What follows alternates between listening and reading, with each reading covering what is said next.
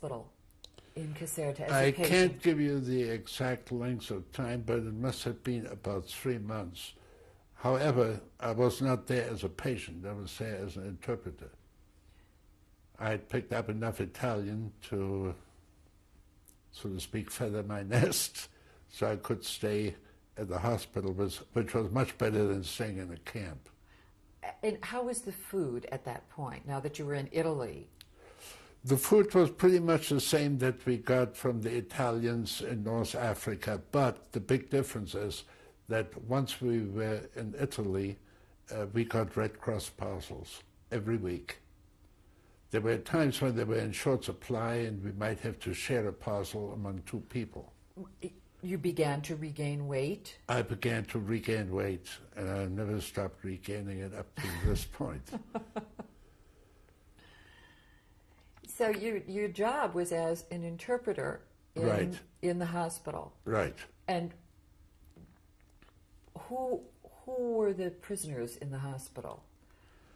There were, for the majority, there were English, and there were some French legionnaires.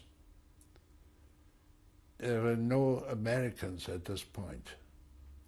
Did they there were some, I guess, some New Zealanders and some Australians, but they were all British and French. Were you learning about what was happening with the war, or were you isolated? We're pretty much isolated, but anything good that happened to the Germans, they would let you know. But when they didn't tell you about anything good happening, then you would know that something bad was happening to them. Because otherwise they would have bragged. And at this point we had no access to any radios. The Italians were not very truthful people anyway. And we then found out that there had been landings, Allied landings in the south of Italy, but this came later really. We didn't know the details about the fighting, no. Were the new prisoners that were coming in able to give you information? Yes, some, but not very much. This was still a little early. Later on, yes. But this, don't forget, we're now talking about beginning of 1943. And I don't think there'd been any Allied invasion yet at this point. Yeah. As a prisoner, were you able to observe some of the Jewish traditions that you had been accustomed to observing? I took care not to. As far as food was concerned, what you got, you ate, because that comes first. Besides, you know, when you're a prisoner of war, all of a sudden you don't even know what day of the week it is. Never mind what holiday it might be. Who's going to tell you? Did you know when it was your birthday? I don't know. It's a good question. Not that it would have made any difference. I mean, I knew when my birthday was. I knew the date, but I didn't know when. To mark it. I didn't know when that date came around. Nobody brought you cake. No, nobody brought you cake. No candles. All in all, your treatment by the Italians was, how would you describe it? Indifferent. Sometimes you felt that they were a little resentful because by eating their food, we took food away from them. And you got no word from your parents during this period of time? No. Well, I was taken prisoner 21st or 22nd, I'm not sure, of June 42. And then while we were in the camp near Benghazi, they made a list of, these were all South Africans. They made a list of all the South Africans who were taken prisoner. And then later the Vatican broadcast that list, and it was received in South Africa.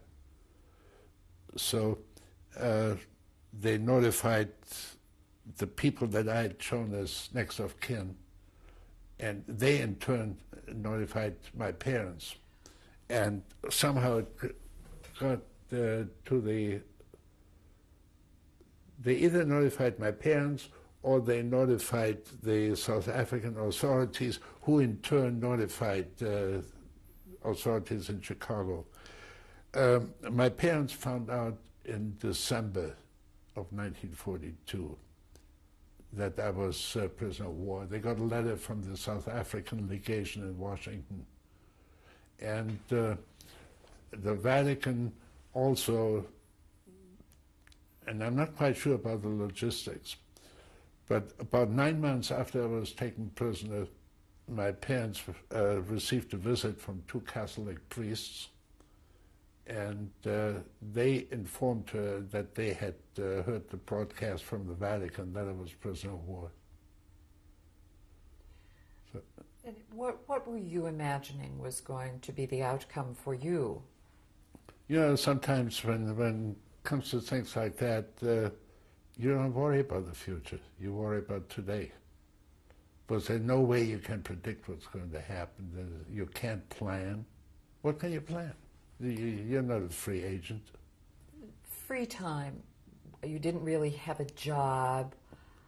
Did it lay heavily on your hands? How did you occupy yourself? Well, as I said, I was in the hospital for about 2 or 3 months, and after that I got shipped out to the north of Italy to work on a farm. And you worked there about 10 hours a day. And for the rest of the time, whatever time you had, we played a lot of bridge, which I learned as prisoner of war. And how many other prisoners were with you? And what kind of farm At this was farm, it was, they grew a lot of corn and rice. They to grow rice, or they get a lot of young women that are office girls, all kinds of different vocations, and they get them for 6 weeks or 2 months in summer, and they wait around in the rice paddies barefoot, and they plant the rice kernel by kernel, and it's incredible how primitive they were. And what was your job? We had to cut hay and bale hay and harvest corn, all kinds of things. Wheat, fresh wheat. They had a, what's it called, a combine, I guess. They would come over on the threshing place for so many days, and you had to feed the wheat in there and then bale the hay. And was this a privately owned farm? This was a privately owned farm. Was staffed by prisoners of war. I beg your pardon? Staffed then by prisoners of war. You were the labor. For in part prisoner of war, in part relatives, in part were you guarded? Some of the villages. Oh yes, we're always guarded. Always had guard with rifle. And how many prisoners of you were there working on this farm? I think at this particular farm, I think we had about 15. I can't give you the exact number anymore. And who prepared food for you? They fed us corn, they call it polenta. It's you cook up the cornmeal with water, and that's it.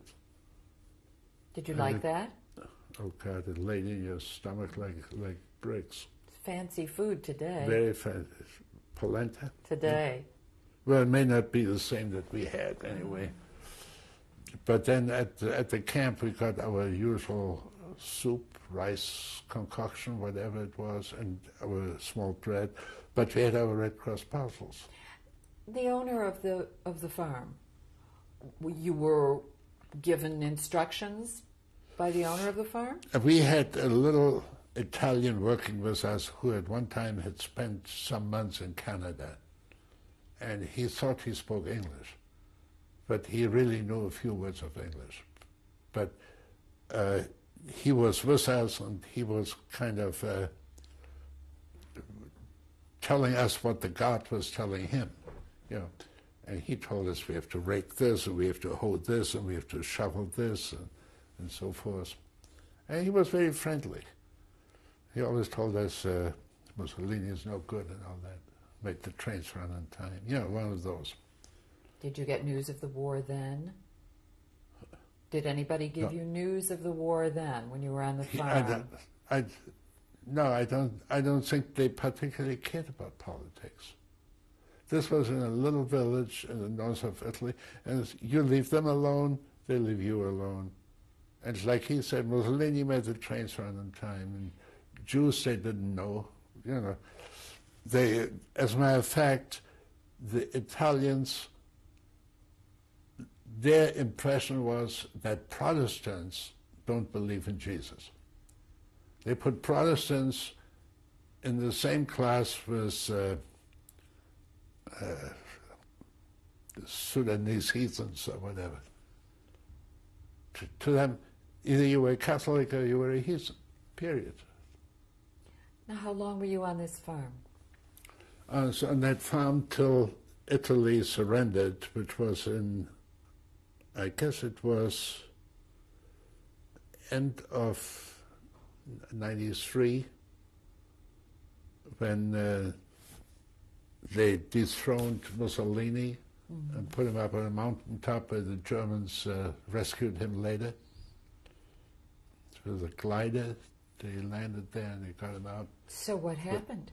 But they, by this time there had been a landing, I think it was shortly before this time, that there had been a landing in the south of Italy. And this farm owner, there were two brothers actually, and their name was Pero, P-E-R-O.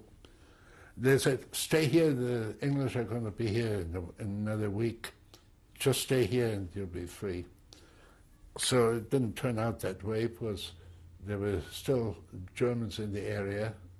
Actually, all of Italy except the south was occupied by Germans. And he told them, I got 12 prisoners hiding at my farm, you can come and get them. So I don't know how much of a reward he got, but I'm sure it was quite substantial. The farmer Perot turned you in? Oh, yeah. Sure, he was a good boy. And then what happened? The Germans came, they collected us. They first took us to a town, we had a march to a town named of Alexandria. This was in the north of Italy, in the general area of Milan, between Milan and Turin. And they took us to Alexandria, and from Alexandria they shipped us out by train to Germany. In Alexandria they had German garrison, and they shipped us out by train to Germany. So this is now maybe when? The beginning of 44? This was beginning of 44, yes. And where in Germany were you shipped to? Well, first they shipped us to a camp near Munich in Bavaria. And again, because I had been an interpreter, I managed to ride in a passenger train rather than a freight train. And the trip took 2 or 3 days, so it was better that way. It took us to the camp in Moosburg, which is near Munich, and I was in a barrack where they had 400 people, and we had one outdoor water pump for all of us. There was no water inside. And I was there about a week. And then from there they shipped us out by train to various work camps, and I ended up, this time in a freight car, ended up in Saxony between Berlin and Leipzig. And there I started work in the brick factory. They not only made bricks, they also made sewer pipe and all kinds of clay products. Did you ever reveal the fact that you were German? Never, never, ever. As a So matter of what fact, language were you speaking? I did speak German, but I always spoke very slowly, making very sure that I would not use any local vernacular, just the way you would learn it in school. And so I worked in that brick factory. Couldn't tell you that. It must have been between probably something like 8 months. I know we were there in winter. I was there in winter because flat cars with clay used to come in the middle of the night, and we had to unload those down things. And we most of the time they were frozen, and we had to loosen the ice with pickaxes. So they'd call us out at 2 in the morning to unload those cars. It would take like maybe 3 hours. And then you went back into the camp, and 2 hours later you had to start your regular shift again. So it was very good bodily, physical exercise, maybe a little too much. Were you mixed? Were you meeting new prisoners who could tell you more about the events that had been happening in the last years? No, at that time we could not. We had with us at one point 6 prisoners who claimed to be privates, but they were in reality pilots from the Royal Air Force. And they made an attempt to escape once. They brought them back a couple of days later. And I think they told us at the time what was going on, but they didn't have much access. You know, they couldn't approach any Germans and say what's going on. So time was just going on, and you just didn't have any idea about the progress you of the get war? an idea. You get an idea. You knew that German guard told us that Roosevelt had died. But that wasn't until 1945. But it was always somebody said something. Mm-hmm. No, wait a minute. Roosevelt died when 45.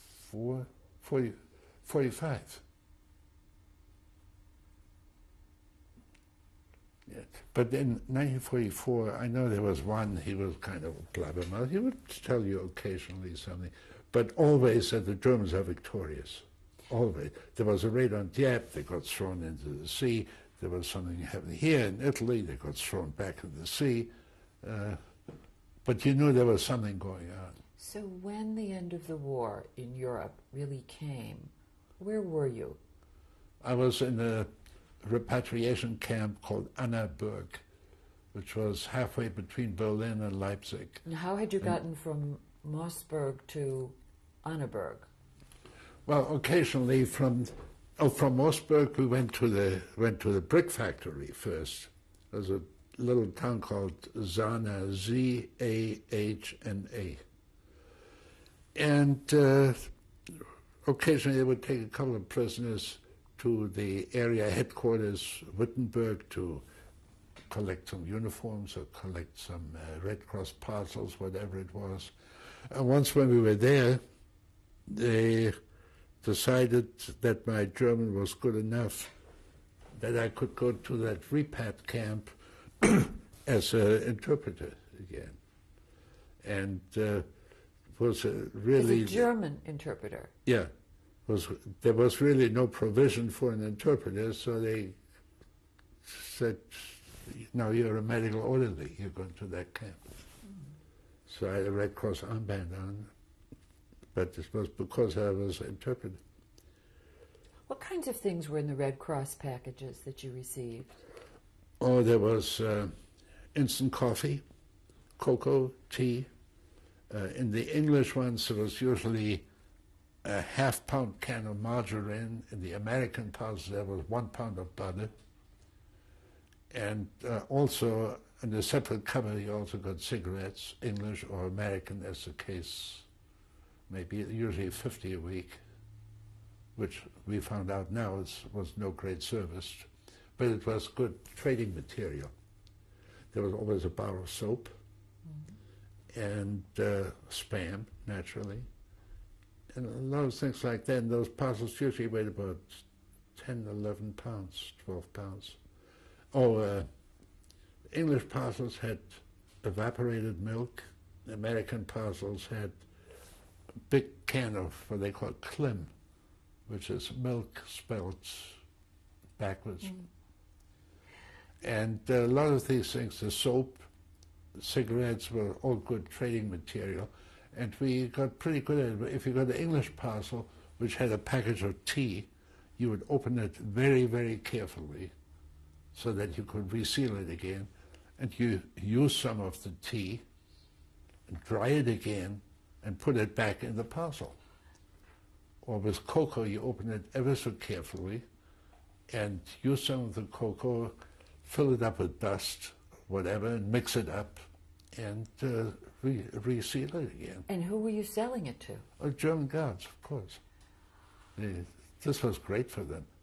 They probably gave it to their girlfriends, and, you know, so the tea isn't all that good. What were you getting in exchange? Mainly bread. At one point, I managed to get myself a watch. It was a very old watch. It didn't run very well, but I don't remember what I paid for it. Cigarettes, soap. There are a lot of things like that. Razor blades. You know, the things that you couldn't get otherwise. So these parcels were very helpful, and the food in them, you know, without them, probably most of the prisoners wouldn't have made it. So we were in this camp in Annaberg. We used to watch the air raids. It was a 5-story building. You go to the top, and at night the bombers used to come over. You know, for half an hour they'd pass over, and then you look in the direction of Berlin, and you see a particular series of flashes, and it would take exactly 5 minutes for the sound to reach you. You used to check it on the time, exactly 5 minutes. Which meant you were how far from Berlin? Which meant we were, sound travels a mile in 5 seconds. So a minute is 12 miles. 5 minutes is 60 miles. On the other side, we'd see Leipzig, and you could watch the same thing there. They took about 3 minutes. And those planes used to come over and over. I mean, there was a curtain of planes going over, literally by the hundreds. Of Allied bombers that you would see. Yes. And how did you feel, and what sense did you have? Did you feel it was cheer ending? them on, sure. Oh, yes. I'm sorry, I didn't hear you. Cheer them on. You cheered them on. And then the last few days, we knew the Russians were very close, and then we saw American fighter planes were coming, and they would come around like in a cartwheel, 4 of them at a time, one at 9 o'clock position, one at 12, one at 3, one at 6, and they go round and round, and as they're coming down, they were machine gunning everything on the way. And we got a lot of, their shell casings fell on our camp, but no bullets. How did you know the Russians were nearing? Oh, we heard the guns going off in the distance. But how did you know that they were the Russians? Now, in this camp, we had a radio. There were 2 English sergeant majors we were staying in barracks, but they were staying in the building. And we knew they had a radio, but they didn't tell anybody where they got it or where they kept it. Well, but we found out later it was a little battery radio, and they had in a wall, they had a brick that they removed, and the radio was in there. So nobody really could find it. And they had contacts with it, so they got batteries once in a while. And there's one sergeant major would come around to each of our bungalows in the evening and sort of brief us for the day. So we knew that the Russians were very close. And when did you know that the war was over? When we got up one morning and we saw the Russians standing in the street. The Germans had sort of made off the day before, and we knew the Russians were close by. We knew it was a matter of days or hours at the most. And that one morning we got up and the Russians were in the street, and then no German soldiers left. And where did you go from there? Well, they told us to go to a camp called Mülheim, where I had been at one time for a few days before they sent me to the brick factory. And there were about 4 of us. We started on this hike to Mülheim, which was a 3-day hike, by the way. We got ourselves a little wagon that the Germans used to carry potatoes in. Did you have food with you? Just what we had from Red Cross parcels. But at that point, we could afford to go to German houses and ask them for food. And they'd be glad to give it to you, as long as you were not Russian. And how were you treated when you did did that? Nobody there to treat us, good or bad. The Germans had left their houses, are you saying? No, the civilians were in their houses. And how did they treat you? Did you go to? Oh, they all of a sudden they left the English and the Americans. Well, after all, it was the Russians that raped them. Did they feed you? If you asked them for food, they gave you food. And what language were you speaking then? Oh, then I could afford to speak German. And did they question you? No, I didn't have to tell them where I learned it. At this point, they didn't care. This was, we're talking now about a week before VE Day, when that whole area was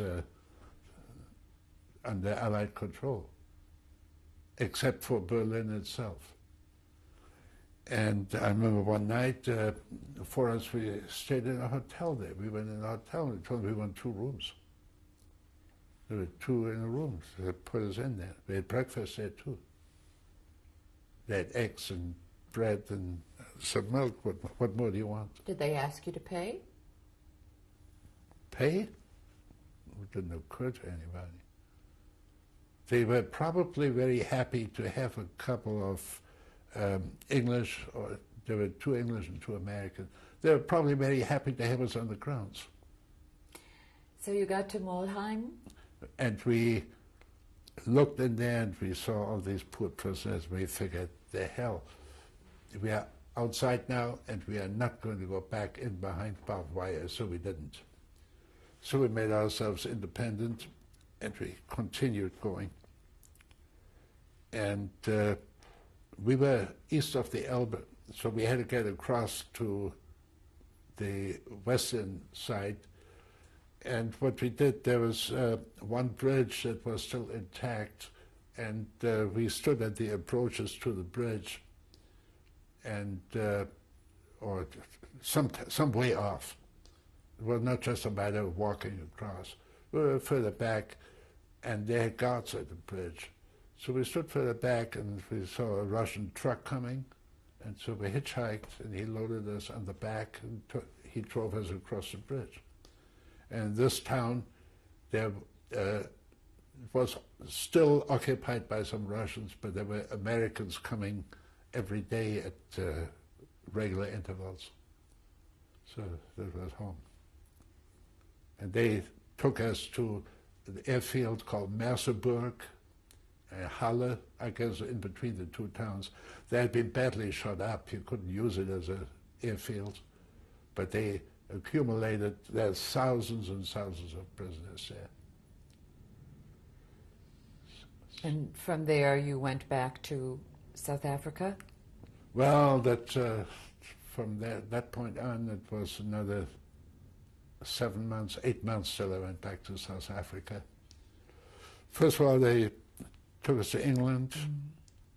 We're going to need to stop this tape. Okay.